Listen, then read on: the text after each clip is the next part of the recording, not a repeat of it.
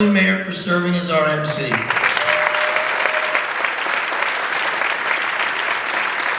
She's been a great friend and an incredible public servant in our city and state. You always run to help everybody, and when I wanted to run for mayor, you stood there first with me, full force, and I'm very grateful for that. Tish, our great and courageous Attorney General, you are always busy helping people, primarily vulnerable people throughout our state. I am humbled that you took the time to be with us this morning. You are always accessible, and whenever a community is there and they're hurting, you're with them. You stand with them, and I want to thank you for swearing me in and for all of the kind words.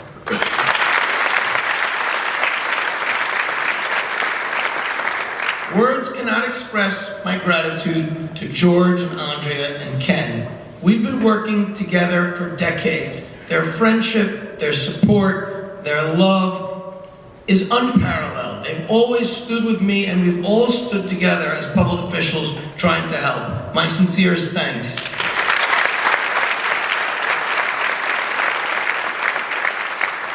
I want to go off script a second to tell you that not only does Ken Jenkins call me, but I call him.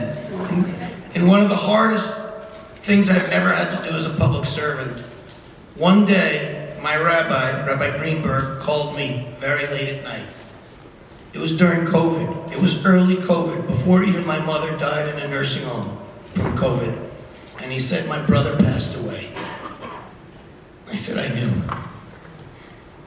And he said, I need your help. He said, my brother is lost on a refrigerator truck at the Valhalla Medical Center, and we need to get him out, and we need to find him so he can have a proper burial before the Sabbath tomorrow morning. It was a Thursday night. And I hung up the phone, and I said, oh my God, how am I gonna do this? But I thought to myself, I know who to call, even though it's midnight. And I called my friend Ken Jenkins. And Ken Jenkins did what all of these people do all day and all night. He got on the phone, we worked and worked and worked. We found the body, we got it released, had a proper burial, and everything went well. So thank you to all of you.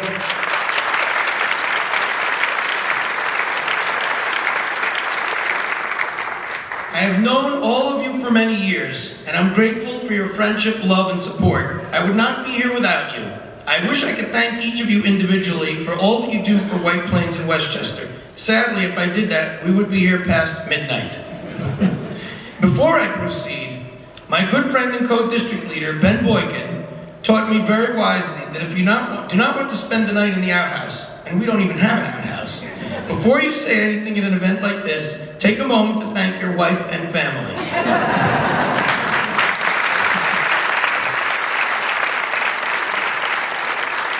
As Tish always points out, it is our families that pay the heaviest price for being in public service. I want to thank Julie, Ariel, Leora, and Caleb for always supporting and encouraging me. As you know, I spend a lot of time on politics and public service. You're amazingly supportive. I love you and appreciate you more than words can express.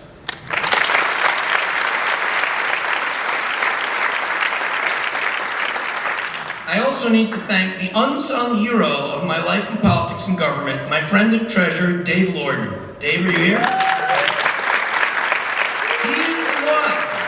There's always someone. He's the one who works behind the scenes day and night. You can't do this without somebody who's like that. Thank you, Dave. You always encourage me and inspire me to do better.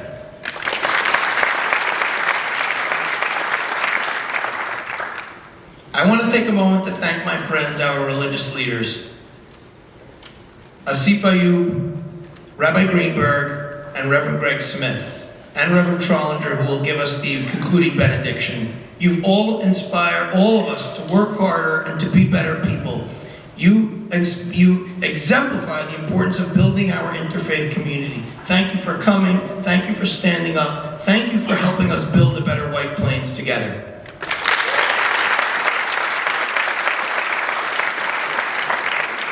We need to take a moment to thank two White Plains public officials who are stepping down after decades of service. John Martin, who served as our council president, and Ben Boykin, who served as the chair of the county legislature.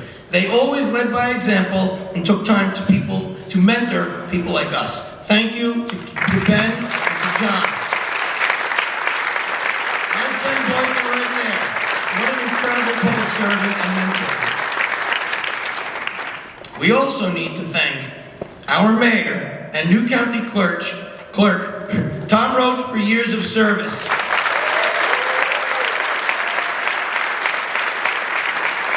Tom is a transformational leader of our city, and we know that you're going to be an amazing county clerk. Thank you, thank you. Now, we also have to take a moment to thank the people coming in. Evelyn Santiago and Nick Wolf, congratulations on your election to the White Plains Council. I'm really looking forward to working with you guys. Stand up, Evelyn. Come on. Where's Nick? Come on, Nick. There you are. There you are. I also want to congratulate my good friend, who I'm sorry is stepping up, our good friend Jen Puja, who's moving to the county legislature. Congratulations on your election. And the best news is she's still going to be representing us in White Plains. I also have to thank our White Plains Democratic Committee Chair, Tim James, the chair of our county party, Suzanne Berger, and all of the Democratic leaders in our city who work so hard. Thank you, thank you, thank you.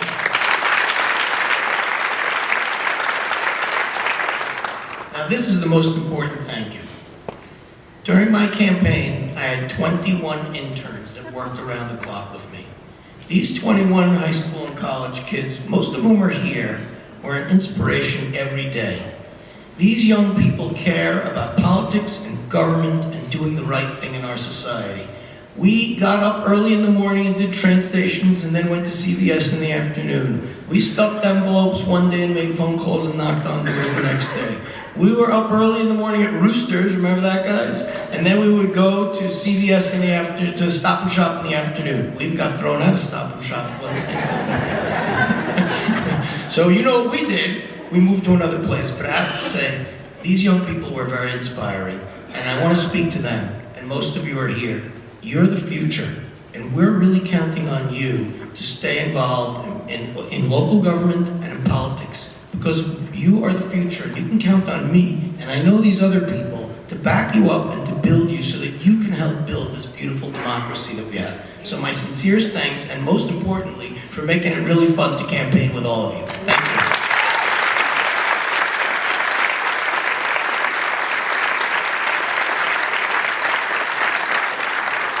On a final note, I do want to thank our police. How about thanking all the police and law enforcement people here?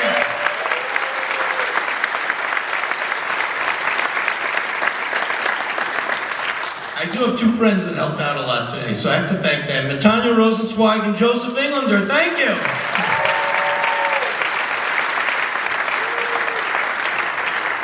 So you know what they say, everything's local, start locally, so I want to thank our light fare later comes from local businesses that you guys all know. Our food is from J. Joe Barrelicious and Anna.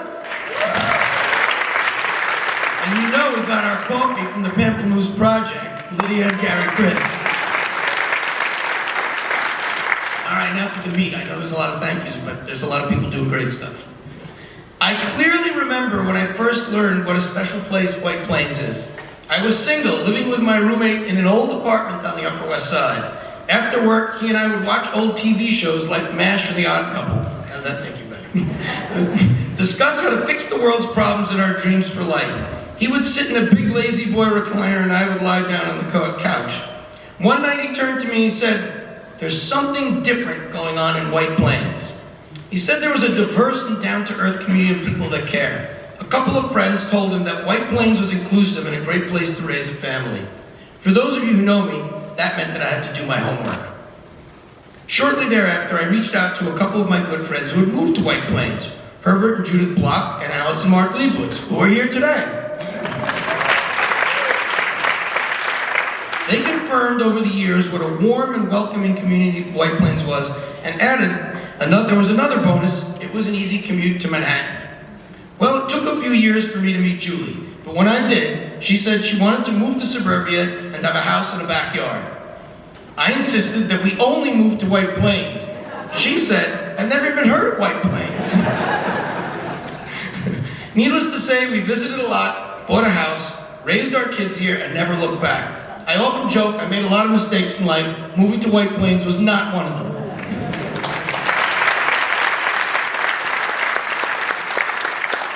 I could tell dozens or actually hundreds of stories about our city and community, but one stands out. In White Plains, we have a lot to say, and we say it constructively. In 2020, in the wake of the killing of George Floyd, we had 40 rallies for racial justice in White Plains. All were peaceful and positive. There was one rally designed to bring a broad coalition of people together where things got tense, and some in the crowd wanted to cause trouble and were encouraging violence. They were clearly trained, inciting the crowd and insisted that they were from White Plains. There was a standoff with our police. It was extremely tense, and things were about to spin out of control. Suddenly, several members of our community moved forward, putting themselves at risk in between the police and these instigators. They clearly declared, our neighbors and our friends, there is no way that you come from White Plains. This is not the way we do things here. We will not let outsiders bring violence to our city and community. These spirit heroes spoke from the heart, calmed everyone down, and the rally proceeded peacefully. One person who intervened told me after the fact that if it was not for these people, there would have been terrible violence, destruction, and it would have been national news. The members of the community did what we always did, stood up for what is right and for our community. I do not know most of those heroes, but I do know that one of them is here today with her family. She's not expecting this, but my good friend, Kat Jackson, please stand so we can thank you. Kat in the back over there. She's a hero. She defended our city and what we stand for, which is unity and working together. Thank you. My message has always been that if we work together and pull together, despite the divisions and extremism all around us, we can show the world what a model city looks like. There is strength in our unity. My mother always used to say that we have an obligation to get up in the morning and to do our part to make the world a better place. In the words of Dr. Martin Luther King Jr., life's most persistent and urgent question is, what are you doing for others? The opportunity to serve as mayor is an honor and fulfillment of a lifelong dream. It is a tremendous responsibility to keep our diverse and thriving city moving in the right direction. I plan to lead by bringing people together, facing challenges head on, and uplifting our most vulnerable. The vision is important, but now let's talk about the nuts and bolts. Throughout my campaign, I made commitments and I intend to keep them. I meant what I said, and I said what I meant. I am committed to increasing affordable housing, making our city sustainable, building a better future for our youth, creating more accessible parks and green spaces, improving climate resiliency, supporting our immigrant communities, and greater governmental transparency. We together will work with our police to keep our community safe and build strong police-community relations and enhance accountability. Everyone in our community deserves to feel safe, protected, and respected in our neighborhoods. We're going to keep taxes down, protect our suburban neighborhoods and urban centers, and support our small businesses. Our city is the gold standard in delivering services, and we must expand on that. As our city grows, we need an intergenerational community center, a better place for our youth and our seniors and other communities. It is my intention to bring everyone together under one roof by building a state-of-the-art facility to enhance programming for all.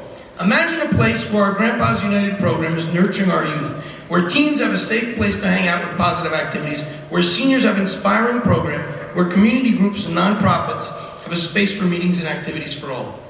Once we get started, everyone is going to help. Recently, I was meeting with the leadership of White Plains Hospital, and I was telling them about what a great idea this is and that's going to help our city. They immediately offered to teach classes and bring in doctors and medical professionals to teach classes and to add and to enhance our community. I am committed to this, and I know that as a community we can make this happen. We can take great pride that our city does so much for so many while maintaining a fiscally responsible and extremely high bond rating of A1 and always keep our taxes under the state property tax cap. I will prioritize fiscal responsibility and the efficient delivery of services. Concerning other commitments, I promise significant personnel changes in our government. I am pleased to report that I will be appointing Karen Pasquale as my Chief of Staff.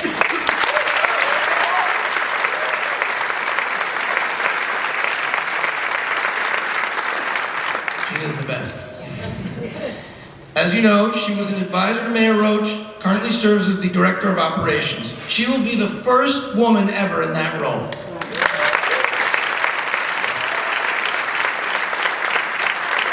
Our police chief, Joe Castelli, will be the new Deputy Commissioner of Public Safety.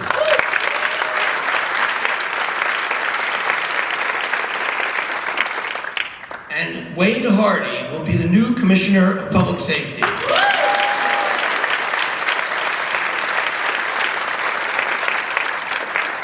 For the very few of you that do not know Wade Hardy, let me tell you, he's retired as a lieutenant on our police force, ran security for Con Ed for 7 years, is the #2 investigator for our district attorney's office, and I want to add that he served as a volunteer on our police reform committee. He's a very special person, and we're really looking forward to him joining our leadership team. He will be the first black person in our public safety department to achieve the position higher than captain, so I'm very proud of that.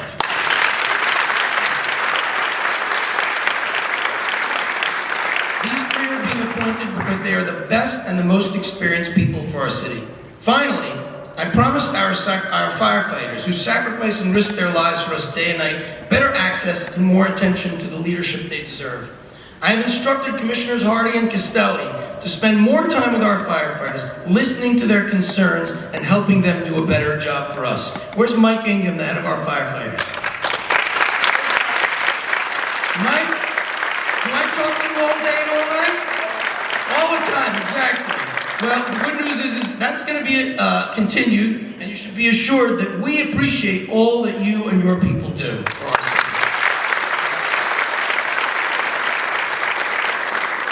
Okay, you all know me well, and that I think the best way to tackle problems is through direct engagement. So I want to offer some suggestions for how we can work together to better the city, and I expect you to tell this to all of your friends.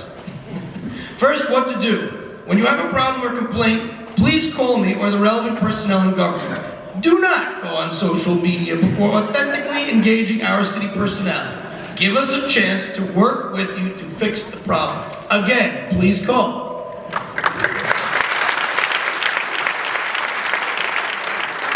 Second, sometimes we will have disagreements. That is how democracy works. Please remember that there's a tomorrow and that we will be working together in the future. As Ken Jenkins always says, we can disagree without being disagreeable. Let's have a collaborative tone. Finally, please be patient with us during the first 90 days. Our team will need time to understand the inner workings of our city and its almost 900 employees. After that, we will begin to tackle the many policy changes that are needed. As you know, I will represent everyone and always put people first. I am committed to honest government, transparency, a sustainable future, and a community free from hatred and intolerance. Before I conclude, I want to invite all of you to my first official act. At 3 o'clock today, I will have the honor of swearing in new police officers in the council chambers at City Hall, which you all know is 255 Main Street. I hope you will feel welcome to join us to support these young men and women who work around the clock to protect us. So if you have a free afternoon, come on by, we're gonna have a great time. As we wind down, please remember that we have much to be grateful for. As has been stated several times, being kind is something that we should all aspire to do. I hope that everyone will take time to set an example and to commit to doing more acts of kindness and helping those with less. That's how we're really going to build the best city around. Finally, I want to conclude by thanking all of you for coming out and for your support. I will be asking for your support throughout. This work is not simple and we can only succeed as a team. Together, we will make our unique, diverse, and special city even better and show the world that White Plains is a model city. Thank you and God bless you all.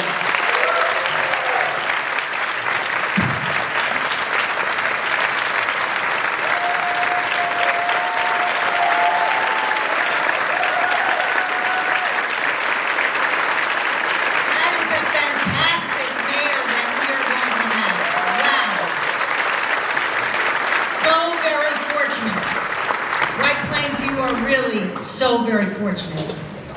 And to conclude, we will invite Reverend Erwin Lee Trollinger from the Calvary Baptist Church to lead us in the benediction, and afterwards there will be a ceremony.